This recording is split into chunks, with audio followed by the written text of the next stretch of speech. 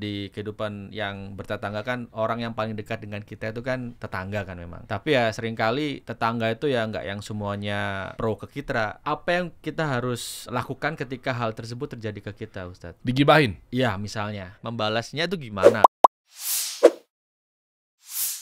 Assalamualaikum warahmatullahi wabarakatuh. Waalaikumsalam warahmatullahi wabarakatuh. Program Takjil balik lagi. Dari kata takjil jadi talkjil. Talkjil. Wah, mirip-mirip nih ya. Tapi tentunya adalah kita juga akan bertalk-talk di sini bersama guru kita Ustadz Zulkarnain Sunusi. Semoga Allah selalu jaga Ustadz. Amin. Amin ya Rabb. Dan juga ada narasumber kita Bayu Skak, bukan Mat. Iya dong. Skak doang, nggak ada matnya. Iya. Bayu Skak kedua kalinya di sini. Ya, wah, seru nih. Serem banget nih. Apalagi lo mau mengeluarkan sesuatu yang wah teman-teman pasti kan nonton sampai akhir ya. Okay. Sesuatu ini ada hubungannya sama keresahan cara bersosialisasi antar tetangga. Ya, bertetangga. Kalau kepikiran gitu bikin satu kreativitas yang ada hubungan sama tetangga, nanti kita bahas ya. Ya. Kenapa? Karena memang resah sekali tentang Resah sih, Pak. rumput tetangga memang lebih hijau, Bayu. Waduh, siap. Ya, boleh lah kalau gitu, silakan tanyakan sama Ustadz Zul, karena memang program Talkjil kali ini adalah narasumber nanya ke Ustadz. Oke, terima kasih sebelumnya. Sama-sama. Senang sekali diundang lagi saya kedua kalinya ke sini. Ini tentang kehidupan bertetangga, Pak Ustadz. Jadi kalau misalnya kita itu kan di kehidupan yang bertetangga kan orang yang paling dekat dengan kita itu kan tetangga kan memang. Tapi ya seringkali tetangga itu ya nggak yang semuanya pro ke kita. Ada yang kontra dalam artian kayak selalu saja kita tuh apapun yang kita lakukan salah aja gitu kan. Misalnya kayak kita beli, ini yang simple ya, beli sesuatu yang baru misalnya motor baru gitu atau apa gitu kan, itu malah dijadiin bahan omongan. Terus kalau misalnya katakanlah kita dari segi levelnya tuh kalah, misalnya tetangga kita ada yang lebih bagus, kok kamu nggak bisa sih tuh punya mobil, kok kamu pakai motor terus, salah lagi gitu kan. Jadi itulah yang saya angkat juga ke karya saya nextnya, karena kan saya sutradara juga Pak Ustadz, jadi kan saya terus-terusan bikin film. Nah ini nextnya saya mau bikin tentang kehidupan bertetangga. Ini menurut saya relate dengan masyarakat kita, dan di kesempatan ini saya senang banget karena bisa nih ngobrol langsung sama Pak Ustadz tentang masukan-masukan tentang kehidupan bertetangga ini. Ya, gitu. Sampai ada konten kreator kan? Ada konten kreator tidur duduk di teras, tetangganya gunjingin tuh tentang keresahan-keresahan. Nggak dapat kerjaan Pak, nganggur mulu, nyantai banget. Pas naik motor keluyuran mulu, nggak pulang-pulang. Ya, kayak salah mulu kan. Salah itu dimainin kayak situasi komedi gitu. Ya udah mundur lagi motornya gitu. Males Pak. Ya Allah, salah lagi. Gua dari kerja sangkanya keluyuran. Gua mundurin motor sangkanya males. Gua duduk di teras sangkanya luntang-lantung. Apalagi gitu terus. Sekarang kan kita kerjaannya kadang jadi konten kreator kan, orang-orang kagak, maksudnya nggak semuanya yang paham gitu loh. Jadi kayak tiba-tiba beli barang bagus gitu kan, padahal dia nggak kerja ya, udah dibilang aneh-aneh. Udah ada diberitakan, dia YouTuber, dia dari rumah digital marketing kan, jualannya apa online apa segala macam, disangkanya pesugihan atau apa gitu. Pesugihan, babi ngepet atau apa gitu. Waduh, itu makanya saya mau tanya tentang itu Pak Ustadz. Monggo, silakan Ustadz, barakallahu fikum. Ya baik, bismillahirrahmanirrahim. Alhamdulillahi wahdah wassalatu wassalamu ala man la nabiyya ba'dah. Jadi Masya Allah ya, salah satu keindahan dalam Islam itu kita dijadikan ada beberapa lahan ketaatan sebenarnya dalam kehidupan bertetangga. Ya, karena mau tidak mau ya kita rumah-rumah ini kan tetangga menjadilah, walaupun sudah jauh gitu, akhirnya menjadi sebuah kota. Dari kota terbentuk sebuah negeri kan gitu. Ya, jadi komponen ini ya pasti diperhatikan. Penting. Ya, dan penting untuk ditata, diberikan dari ketentuan-ketentuan yang merekatkan. Ya, dan di dalam sebuah hadits itu Rasulullah SAW pernah bersabda, la yazalu Jibrilu yusini bil jar hatta dhanantu annahu sayuwarrithuhu. Terus menerus Jibril itu berwasiat kepada saya untuk berbuat baik ke tetanggaku. Terus sampai saya menyangka ini Jibril kayaknya ingin mewarisi tetangga saya ini. Saking banyaknya gitu. Jadi subhanallah, Rasulullah SAW saja diberi wasiat untuk berbuat baik kepada tetangganya. Bahkan Nabi SAW bersabda, juga di dalam hadits riwayat Bukhari dan Muslim, kata beliau, man kana yu'minu billahi wal yawmil akhir falyukrim jarahu. Barang siapa yang beriman kepada Allah dan hari akhirat, hendaknya dia memuliakan tetangganya. Karena itu tetangga itu haknya sebagai tetangga itu ada. Nah, jadi kalau dia kerabat Muslim, berarti ada 3 hak dia. Hak sebagai tetangga, sebagai kerabat, dan sebagai Muslim. Kalau dia bukan kerabat tapi Muslim, maka dia punya 2 hak. Hak sebagai tetangga, hak sebagai Muslim. Kalau dia misalnya non Muslim, maka dia punya hak sebagai seorang tetangga. Jadi hak itu ada dan semuanya didudukkan di dalam agama kita dengan baik. Karena itu kata Nabi Sallallahu Alaihi Wasallam, fa'ati kulladhi haqqin haqqahu. Berilah setiap pemilik hak haknya masing-masing. Ya. Jadi sebenarnya bertetangga itu nikmat ya. Nikmat. Karena kita bisa berbuat baik, ya. Diberi keutamaan. Siapa yang sabar atas gangguan tetangganya, maka untuknya Masya Allah dari sorga dan seterusnya, dari keutamaan-keutamaan. Ya. Kemudian juga di dalam kehidupan bertetangga itu kita bisa menyambung hablum minan nas, hubungan dengan manusia, berinteraksi dengan orang, melatih menata jiwa kita. Ya, kita perlu kadang kalau hidup sendiri itu ego kita itu kan lebih banyak gitu kan. Tapi begitu kita bertetangga, kita juga memperhitungkan orang. Oh, rupanya biasanya kalau sendiri jalan masuk rumah, pintu rumah dihempaskan biasa aja kan. Tapi begitu bertetangga, khawatir mengganggu orang, pelan tutupnya. Jadi ada hal yang membawa kepada perkara yang lebih baik lagi. Ya. Tapi yang menjadi masalah ini sekarang, kalau muncul gangguan-gangguan dari tetangga, ya ini yang perlu kita hati-hati. Sebab seorang mukmin itu jangan menjadi sebab gangguan untuk orang lain. Karena itu diantara yang diancam oleh Nabi Sallallahu Alaihi Wasallam tentang tetangga, man la yu'minu jarahu bawa'iquh, adalah seorang yang gangguan-gangguan dia itu tidak membuat tetangganya aman. Ya. Jadi kita tidak boleh mengganggu, tidak dengan lisan, tidak pula dengan tangan atau anggota tubuh. Karena itu kata Nabi Sallallahu Alaihi Wasallam, al-muslimu man salimal muslimuna min lisanihi wa yadihi. Seorang muslim itu adalah siapa yang kaum muslimin selamat dari gangguan lisan dan tangannya. Tapi sebenarnya hidup itu simple ya. Sebab kalau kita selalu memikirkan perilaku orang lain, apa yang orang lain perbuat atas kita, jadi panjang masalah dalam kehidupan ini. Ya, terlalu banyak kita memikir gitu. Ya, padahal ujungnya kita akan dihisap, ditanya tentang diri kita sendiri. Kita nggak ditanya tentang orang lain. Kita mempertanggungjawabkan amalan kita sendiri. Dan kita hanya membawa apa yang kita lakukan sendiri. Man amila salihan fali nafsihi wa man asaa fa 'alaiha.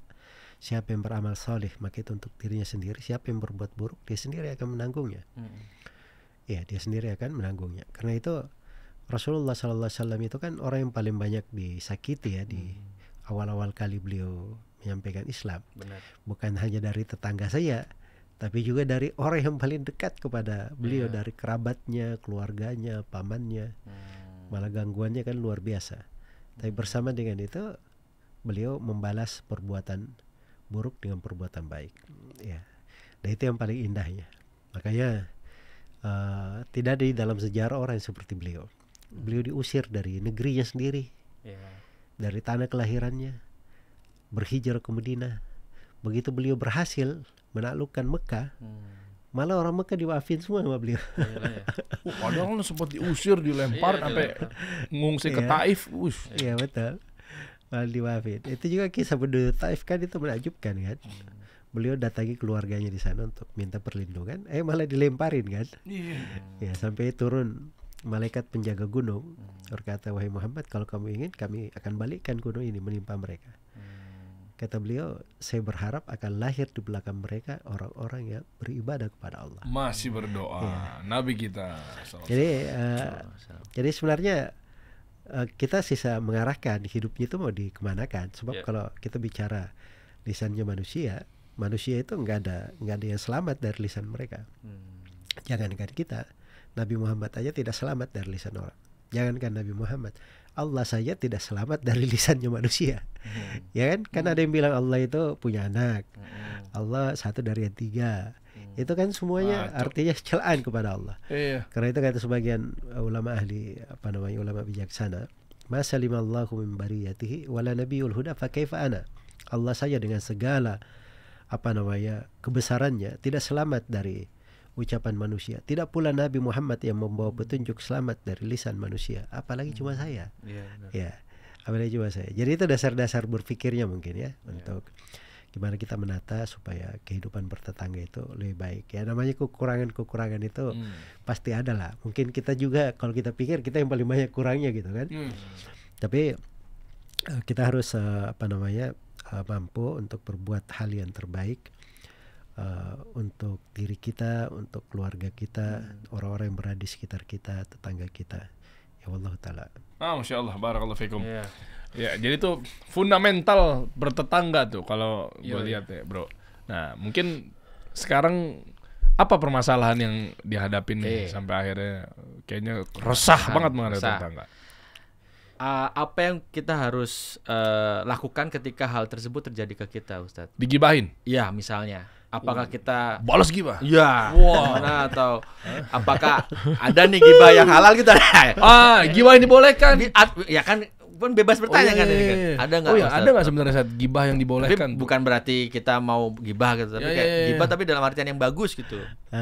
Membalasnya itu gimana? Atau ngomongin orang memang ini maslahat karena dia bisa jadi mencemari yang lainnya, Ustaz. Ini orang berbahaya nih. Nah, sebut namanya nih misalnya. Itu kan boleh nggak sih sebenarnya, Ustaz? Ya gibah ini subhanallah ya, masalah besar itu. Makanya dia penyakit disebut di dalam Al-Qur'an, diperingatkan akan bahayanya. Ya ayyuhalladzina amanu ijtanibu katsiran minadh-dhann inna ba'dadh-dhanni itsm wa la tajassasu wa la yaktab ba'dukum ba'dha ayuhibbu ahadukum ayyakula lahma akhihi maitan fakarihtumuh wattaqullaha innallaha ghafurur rahim innallaha tawwabur rahim. Wahai orang-orang yang beriman, jauhilah banyak hal dari prasangka. Sebab sebagian dari prasangka itu dosa. Dan jangan kalian itu saling mencari-cari aib. Dan jangan sebagian dari kalian bergibah kepada sebagian yang lainnya. Ini larangan khusus untuk gibah nih. Al-Hujurat bukan? Ya, Al-Hujurat ayat 12. Masya Allah, bagus sekali. Itu yang saya masukkan ke film saya, Pak. Itu yang saya. Gini, ayat 12 enggak?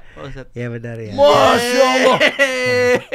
Urip orang mung nuruti cocote tonggo. Ya, hidup tidak hanya mengikuti omongan tetangga gitu loh, bacotannya tetangga. Ini judul filmnya, Ustaz. Wih, keren. Ini ada apa? Maksudnya ada gambaran adegan untuk yang surat Al-Hujurat itu gimana? Iya, jadi nanti ada wah kalau saya ceritakan tuh spoiler, Pak.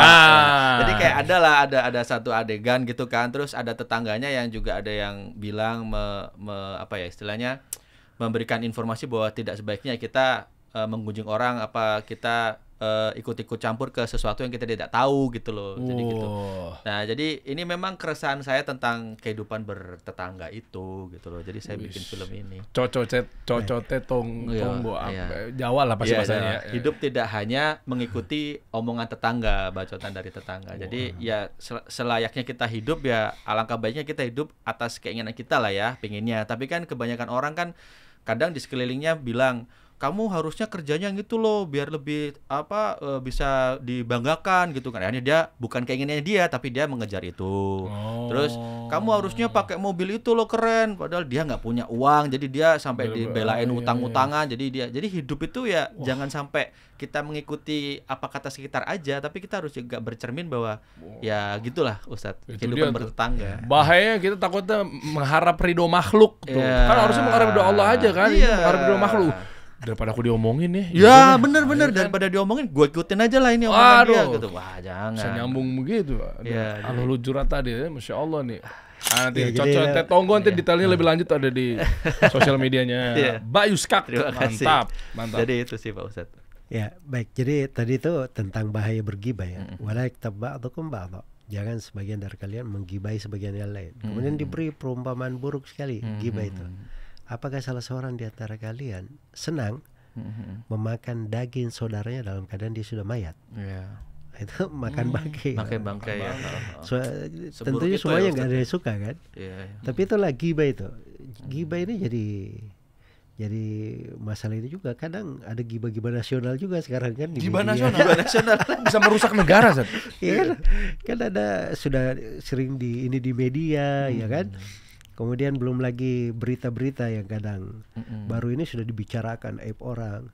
Yang paling repot itu kalau pernah terjalin hubungan rumah tangga, kemudian setelah itu pisah, ini menyebar aib ini, berbicara aib ini, itu kan sangat nggak bagus gitu. Ya, apalagi pada pernah hidup bersama, seburuk apapun yang terjadi, ya paling tidak dihargailah sesuatu yang pernah ini. Paling tidak kita tahan lisan kita, jangan membicarakan aib-aib orang. Nabi pernah ditanya apa definisi ghibah. Kata beliau sallallahu alaihi wasallam, dzikruka akhaka bima yakrah. Ghibah itu adalah engkau menyebut saudaramu dengan hal yang dia tidak senangi. Jadi ada sesuatu di saudara kita dia tidak senangi, kita bicarakan, itu namanya ghibah. Ya misalnya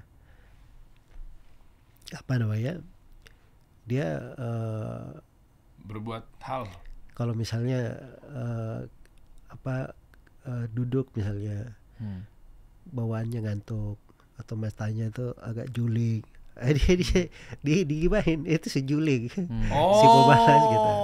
Ya. Padahal memang betul dia matanya juling, betul orangnya sering ngantuk. Ya itulah ghibah namanya. Jadi membicarakan sesuatu yang saudara kita tidak senang, itu disebut ghibah. Nabi ditanya waktu itu, ya Rasulullah, kalau yang saya katakan itu ada pada saudara saya, bagaimana?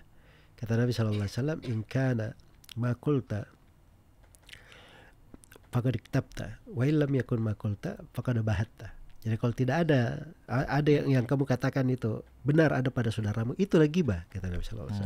Kalau tidak ada, itu lain lagi namanya, kamu telah berbuat kedustaan terhadapnya. Fitnah. Jadi ada ghibah, ada fitnah berarti. Jadi di sinilah ghibah ini, karena Nabi SAW juga pernah bersabda, la yadkhulul jannah qattat, tidak akan masuk surga orang yang banyak berghibah. Itu tidak masuk surga. Dan penyebutan ayat dan hadits tentang bahaya hal tersebut itu banyak sekali. Apalagi ghibah ini dari hal yang kecil, kemudian kadang menjadi besar, menjadi guncingan, kemudian membawa kepada kerusakan-kerusakan yang lain. Ya, karena itu ghibah itu kata para ulama itu bertingkat-tingkat. Ada ghibah misalnya dia membicarakan orang biasa atau kejelekannya terbatas. Ada ghibah yang sifatnya itu dari hasil ghibahnya, keburukannya itu banyak sekali orang yang termakan dengan itu. Nah, itu lebih besar lagi. Karena itu di antara dosa yang paling besar itu adalah menggibahi pemerintah. Baik. Jadi ada keburukan, siapa orang yang tidak punya keburukan, ya kan? Tapi kerjanya gibahin pemerintah terus. Ini kadang orang nggak tahu bahaya dari ghibah tersebut. Ya cuman memang ghibah itu kalau tanya apa yang ada yang dibolehkan atau tidak, betul ada ghibah yang dibolehkan. Oh ada. Ya. Ada itu, apa nih? Lu masukin ntar ke film. Ini diperkecualikan ada 6 hal. Ya, pada asalnya ada 6 hal yang pada asalnya ghibah itu diharamkan, tapi ada 6 hal diperkecualikan. Dikumpul oleh sebagian ulama dalam 2 bait syair. Al-qadahu laysa bighibatin fi sittatin mutadhallimin wa mu'arrifin wa muhaddiri wa mujahirin fisqan wa mustaftin wa man talaba al-i'anata fi izalati munkari. Ada 6. Jadi celaan yang bukan ghibah itu ada 6. Yang pertama mutadhallimin, orang yang dizalimi. Jadi orang dizalimi kan kalau dia dizalimi terus mau mengadu, ya kan dia harus bilang yang menzalimi saya si fulan, dia berbuat begini gimana? dan begini. Susah kalau nggak nyebutin nama ya. Ya, dia ke polisi, saya dizalimi, pengadilan saya dizalimi. Gimana kamu dizalimi? Oh maaf Pak, itu ghibah, nggak boleh. Nggak ada ya, nggak bisa BAP itu. Gimana kan? Makanya diizinkan, la yuhibbullahu al-jahra minas su'i minal qawli illa man zalim. Allah tidak senang terang-terangan dengan menyebut keburukan kecuali orang yang dizalimi. Itu izin dari Allah dalam Al-Quran. 1. Terus yang kedua, wa muhadziri, orang yang memperingatkan bahaya. Ya. Mutadzalimin, kedua dulu ya, mu'arrif ya, itu sudah menjadi ciri pengenalnya. Tanya di kampung mana yang nama Muhammad? Banyak banget ya nama Muhammad di situ, ya kan? Itu Muhammad bapak yang agak pincang itu. Pincang kan spesifik. Menyebut aib orang. Iya, kan? Tapi spesifik biar mengetahui, tapi ternyata itu malah bongkar aib orang. Iya, dia memang dikenalnya di sana Muhammad si pincang gitu loh. Jadi orang tahunya begitu. Ya, jadi kalau yang seperti itu memang dia diketahui. Ya, itu tidak ada masalah. Karena itu di masa dahulu ada ahli hadits namanya Al-Amash. Al-Amash itu rabun matanya. Memang dikenalnya begitu di tengah ahli hadits. Ya, sebab dia sudah dikenal. Ada Al-Ahwal. Ya, memang orang dikenal seperti itu. Ya, jadi itu karena dia sudah dikenal, maka itu nggak ada masalah. Baik. Terus yang ketiga, wa muhadzir, orang yang memperingatkan bahaya. Bahaya. Misalnya ada orang yang mencuri, ya kan? Jadi saya kalau mengingatkan, Der itu hati-hati kamu dari orang itu. Kenapa? Wah, itu pencuri dia, ya kan? Kalau saya bilang, Der hati-hati dari orang itu. Kenapa, Ustaz? Jangan, bahaya, ghibah. Kan dia nggak percaya juga kan? Hati-hati. Kenapa hati-hati? Ya harus jelas lah. Ya.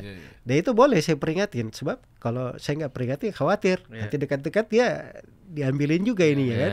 Nah, itu bentuk nasihat namanya. Jadi itu sebenarnya bukan ghibah, sebenarnya itu nasihat.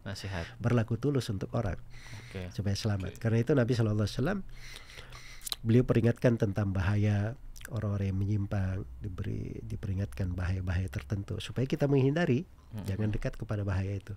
Dan para ulama dari dahulu itu memperingatkan tentang bahaya sebagian kelompok-kelompok menyimpang, disebut nama-namanya supaya jangan ada yang ikut ke situ. Jangan ada yang jatuh ke pemikirannya. Ya, jadi kalau nggak diterangkan, ya siapa yang mau menjelaskan kan? Nah, itu nasihat sebenarnya. Baik, kemudian yang keempat adalah orang yang terang-terangan berbuat kefasikan. Nah, jadi kalau dia sudah terang-terangan berbuat kefasikan, itu artinya dia sendiri yang menghalalkan dirinya boleh dibicarakan begitu. Karena Nabi SAW bersabda, "Kullu ummati mu'afa illa al-mujahirin." Setiap umatku itu dimaafkan kecuali orang yang terang-terangan berbuat dosa. Ya, kalau dia terang-terangan berbuat dosa, itu dia sendiri yang menyebabkan dirinya boleh dibicarakan. Nah, terus yang kelima adalah orang yang minta fatwa. Nah, ini kalau misalnya ada yang datang bertanya kepada guru, kepada Ustadz ada begini dan begini, dan dia harus menyebut sebagian aib orang karena hal tersebut, maka itu nggak ada masalah, itu di posisi dia minta fatwa. Ya. Kemudian yang keenam adalah orang yang meminta untuk merubah kemungkaran, ya kan, merubah kemungkaran. Ya, sekarang dia datang ke kantor polisi, Pak, ini tolong bantu saya. Ada kemungkaran nih dilakukan oleh tetangga saya. Kenapa? Oh, nggak bisa Pak dicerita, itu ghibah. Kan nggak bisa berubah kemungkarannya. Dia nggak mau cerita. Ya, maka itu dari hal yang diperbolehkan. Dan memang kemungkaran itu adalah untuk diingkari kan, dihilangkan bersama. Jadi itu 6 hal yang disebut dengan ghibah. Yang in a good way. Ya, diperkecualikan. Ya, barakallahu fiik. Wah, Masya Allah. Jadi lebih paham kan sekarang. Iya dong. Apalagi ghibah ini sensitif banget. Tapi kalau roasting, Ustaz, kan di stand up comedy kan kadang ada satu roasting iya atau kan? Di nomor 5 tadi Ustaz yang dia masuk memberikan tapi celah. dia rela, tapi kan dia rela, dia ikhlas, dia ridho kalau udah dicela-cela gitu kan. Aibnya di masa zaman dulu, di roasting sama stand up komedian misalnya, dia kan bongkar-bongkar nih aib. Dulunya nih begini, tapi mungkin yang kena roasting happy cengar-cengir aja, atau mungkin yang kena omongan deh, kalau roasting kan spesifik banget ya, yang kena omongan tetangga, yang kena ledekan kan, tapi dia seneng, nggak masalah kayak tadi si mata picek misalnya atau apa gitu kan, tapi dia happy aja misalnya, itu terhitung dosa nggak sih? Ya, itu latihan untuk mencela orang namanya. Oh iya. Jadi sebenarnya dia setuju ini segala macam karena ada maksud tertentu kan. Tapi kan terbukti orang di roasting aja ada yang kesalnya sampai dibawa-bawa ke setelah acara kan. Ada. Karena offside biasanya kan. Iya, sampai acara-acara tuh. Bisa minta nggak mau tayangin juga gitu. Bener. Kan, macam-macam. Oke, clear. Lanjut. Bayu Skak, apalagi nih keresahan-keresahan seputar tetangga, karena memang lo kan nanti akan keluarin tentang seputar tetangga atau keresahan tetangga, bener. Itu tadi kan lebih spesifik kita ngobrolin tentang gibahnya, Pak Ustadz. kalau misalnya katakanlah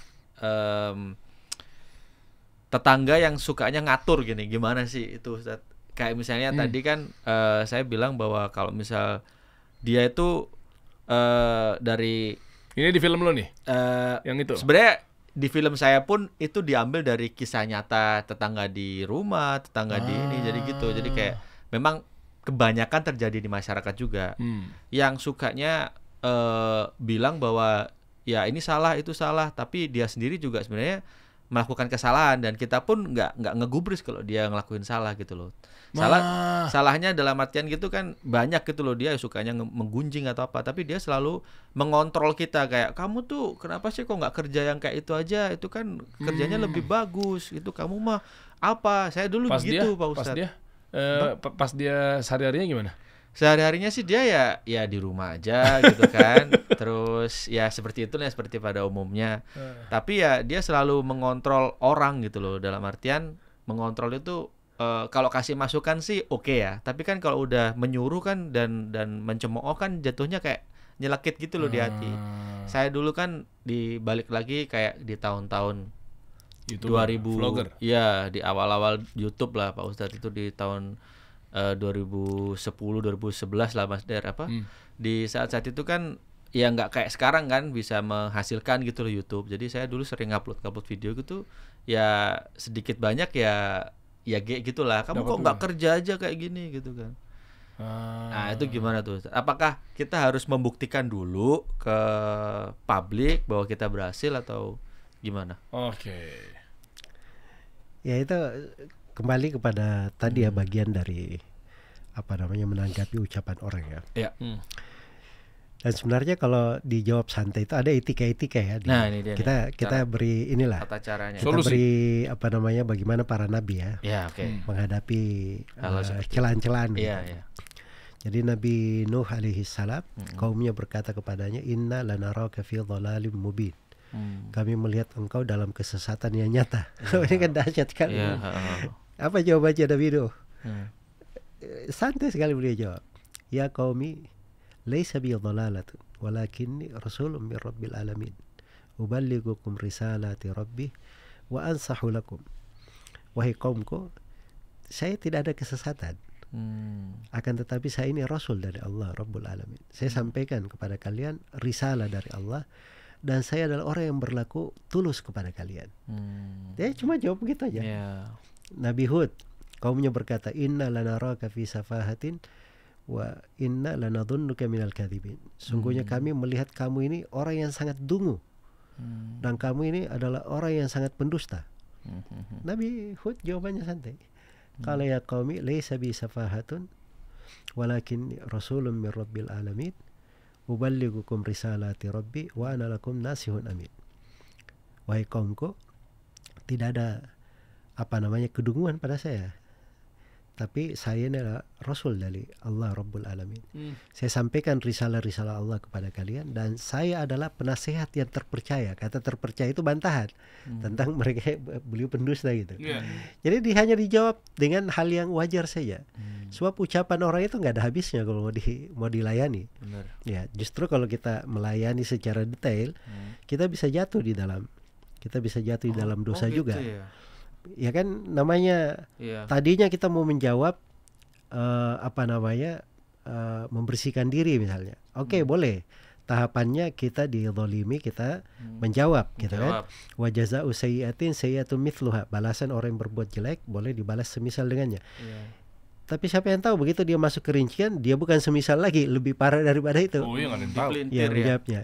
Jadi akhirnya lebih jatuh di dalam kekeliruan. Jadi kalau dia disebut di dalam ayat, kalau dia memaafkan, fa in afa wa aslaha fa ajruhu 'ala Allah. Kalau dia memaafkan, berbuat baik, pahalanya ditanggung oleh Allah. Jadi lebih bagus, lebih banyak yang dia dapatkan. Ya. Jadi bukan artinya enggak boleh kita membersihkan diri atau membela diri. Apalagi kalau memang itu ada hal yang terkait dengan maslahat kita, dengan kehormatan kita, terkait dengan misalnya hal yang terkait dengan masalah sosial. Ya misalnya ya di pembahasan fikih nih, saya misalnya dibilangin tidak mengeluarin zakat, ya kan? ya saya perlihatkan bahwa saya keluarkan zakat, saya bagi. Nah, itu nggak apa-apa. Ya, untuk menepis tuduhan orang yang mengatakan tidak mengeluarkan zakat kan begitu. Bukan berarti pamer ya Pak Ustadz? Ya bukan berarti pamer, tapi ini supaya sebagian orang ini yang berdosa jadi tidak berdosa gitu loh. Dan kita juga memberi contoh yang bagus, niatnya gitu kan, memberi contoh yang bagus. Sama begitu Abu Hurairah. Abu Hurairah ini kan bersahabat dengan Nabi cuma 4 tahun. Orang-orang bilang, Abu Hurairah kenapa kamu bisa dapat hadits banyak banget gitu, banyak bercerita dari Nabi, padahal kamu cuma bersahabat dengan Nabi 4 tahun sebelum beliau wafat. Kata Abu Hurairah radhiyallahu taala anhu, saudara-saudara saya kaum muhajirin, mereka itu sibuk di pasar. Sibuk di pasar karena mereka nggak punya rumah kan, berhijrah gitu. Sibuknya di pasar. Saudara saya dari kaum Al-Ansar, mereka sibuk di kebun-kebunnya. Sebab mereka penduduk negeri kan, punya kebun, punya aset gitu. Adapun saya kerjanya di masjid, kata Abu Hurairah. Jadi orang hadir, orang tidak hadir, saya hadir. Ya. Sampai suatu hari Nabi hamparkan ridanya. Kemudian Nabi berkata, siapa yang menghamparkan ridanya? Nabi berkata, siapa yang menghamparkan ridanya, maka dia tidak akan lupa satu hadits pun dariku. Yang hadir di situ cuma Abu Hurairah. Dihamparkanlah ridanya. Dan akhirnya Abu Hurairah luar biasa dapat dari keutamaan. Makanya Abu Hurairah itu diuji. Suatu hari ada yang mengundang Abu Hurairah datang ke rumahnya. Abu Hurairah tolong sampaikan hadits-hadits Rasulullah SAW. Disampaikan oleh Abu Hurairah, satu orang di belakang tirai mencatat. Catat semua. Tahun berikutnya diundang lagi Abu Hurairah. Tahun berikutnya. Mereka bilang, Abu Hurairah tolong sampaikan hadits yang kamu sampaikan tahun kemarin. Ya kita ini hafal pun kalau dibilang tahun kemarin, yang mana ya? Masih gak dia kan? Abu Hurairah mengulangi yang disampaikan tahun kemarin. Tidak kurang satu huruf pun dicocokkan dengan catatan. Dahsyat. Radhiyallahu anhu. Jadi itu subhanallah dari keistimewaan kenapa agama ini terjaga. Allah jadikan ada orang-orang yang seperti itu. Kita kaum umat Islam ini. Jadi maksudnya bahwa membela diri itu menjelaskan bahwa kita begini dan begitu. Kalau ada maksud secara syar'i itu dibolehkan, apalagi kalau dia kemas dengan niat yang baik. Misalnya ketika dia bercerita seperti Abu Hurairah, dia bercerita, itu babnya dari bab menjalankan perintah Allah, wa amma bi ni'mati rabbika fahadits. Adapun nikmat Rabbmu, ceritalah tentang nikmat Allah, bukan bersombong tapi menceritakan karunia dan nikmat Allah. Ya seperti tadi zakat misalnya. Itu supaya mengajari orang bagaimana cara berperilaku yang baik. Kita jadi bawa santai aja. Ya barakallahu fiik. Masyaallah, wa fiikum barakallah. Gimana? Udah clear semua ya? Alhamdulillahnya setelah mendengarkan tadi tuh Pak Ustadz, saya tuh alhamdulillah banget, saya tuh melakukan kurang lebih yang Pak Ustadz bilang. Karena saya ya kesel ya Bang ya, tapi kayak saya tuh memilih untuk ya udahlah satu kali digagas lah ya. Terus udah gitu saya diemin aja. Kalau saya gagas terus kan jadinya nanti saya kena juga kan. Jadi saya diem aja dan saya buktikan dengan ternyata berhasil. Saya berkarya berhasil. Jadi lambat laun kan diam juga. Alhamdulillah. Masya Allah. Berarti kalau teman-teman mau ambil baiknya atau buang buruknya, nanti mungkin detailnya ada di Urip Sakarepmu. Terlalu panjang ya judulnya. Panjang banget, coba mencet lagi. Hidup lu bisa ambil baik ke bang buruknya dah pokoknya dah. Hidup tidak tidak hanya menuruti omongan tetangga. Gitu urip orang mung nuruti cocote tonggo. Gimana? Saya udah Jawa banget ya. Tetangga. Mulai besok panggil saya Derianso ya. Jawa harus ada O-nya nggak sih? Enggak juga ya? Enggak juga ya. Sorry. Pokoknya intinya nanti detailnya ada pada Bayu Skak lah. Siap. Nanti lu kapan sih, tanggal berapa sih bulan? Masih belum. Nanti lu tunggu, dipantengin aja ntar. Menarik nih kalau tentang isu-isu tetangga. Jangan-jangan kita gara-gara bisa ambil baik ke uang buruknya, kita bisa bersosialisasi jadi lebih ngerti gitu loh. Oh kalau ada tentang ngomong begini kita balikinnya gimana sih? Nggak langsung ngegas balik. Oh ternyata tadi Ustadz udah sampaikan kan. Oh ada bentuk-bentuk yang gibahnya turunannya begini. Jadi kita lebih bijak gitu bersosialisasi. Kata lu mau jadi ketua RT, makanya pantengin Bayu Skak.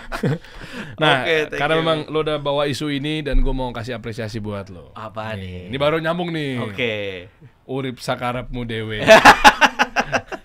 Ya, pokoknya bisa lu suka-suka lu pakai. Gitu nyambung gak sih sakarepmu kan? Bisa, kan? sesukamu sendiri. Suka mau sambil nyantai di rumah, mau sambil ngangon burung, ngasih makan ini berkebun. Terutama mungkin buat sholat tuh yang paling penting. Nih, Sarung Ardan Siap, terima kasih. Sama-sama. Nama lu kan ada huruf A-nya kan? Ada nggak? Cocok. Ada Bayu kan ada A-nya. Ya udah, itu makanya depannya A. Okay. Sarung Ardan ini adalah sarung modern dan stylish. Bikin sarung naik level, menjadikan gayamu semakin maksimal. Mantap. Sarung Ardan bring sarung to the next level. Terima kasih Bang Diri. Sama-sama. Terima kasih Pak Ustadz. Ya, barakallahu fiik, jazakallahu khair. Siap Ustadz, mungkin tutup terakhir nasihat buat kita semua Ustadz. Ya, ini menata jiwa ya di bulan Ramadan. Ya. Ramadan itu dari kegiatan orang yang berpuasa, dia menahan dirinya dari hal-hal yang diharamkan. Jadi ketika kita menahan diri dari bergibah, ada sebagian ulama loh yang mengatakan bergibah itu membatalkan puasa. Tapi itu pendapat lemah. Okay. Yang benarnya dia dosa besar, tapi puasanya tetap syah, cuman kurang puasanya kan. Ya, karena gibah ini. Jadi kebiasaan-kebiasaan menahan diri dari hal yang buruk itu ketika kita puasa, itu harusnya berpengaruh di dalam kehidupan kita yang lain. Karena penduduk surga itu sifat mereka meninggalkan hal-hal yang diharamkan. In tajtanibu kaba'ira ma tunhauna anhu nukaffir ankum sayyi'atikum wa nudkhilkum mudkhalan karima. Kalau kalian meninggalkan dosa-dosa besar yang dilarang atas kalian, maka kami akan gugurkan dosa-dosa kecil kalian. Dan kami akan memasukkan kalian ke tempat yang mulia, itu masukkan ke dalam surga. Jadi itu inti yang mau dijaga sebenarnya di dalam kehidupan. Kita terbiasa meninggalkan ini, tidak melakukan itu, agar supaya kita membentuk karakter orang yang menjauhi segala yang dilarang oleh Allah Subhanahu wa taala. Dan itu sifatnya penduduk surga. Semoga Allah memberi taufik kepada semuanya. Wallahu a'lam. Masya Allah. Barakallahu fikum Ustaz. Makasih Ustaz Bayu Skak. Makasih. Terima kasih. Semoga puasanya lancar ya. Ya. Di tahun ini insyaallah. Siap. Insyaallah. Subhanakallahumma wa bihamdika asyhadu an la ilaha illa anta astaghfiruka wa atubu ilaik. Assalamualaikum warahmatullahi wabarakatuh. Assalamualaikum warahmatullahi wabarakatuh.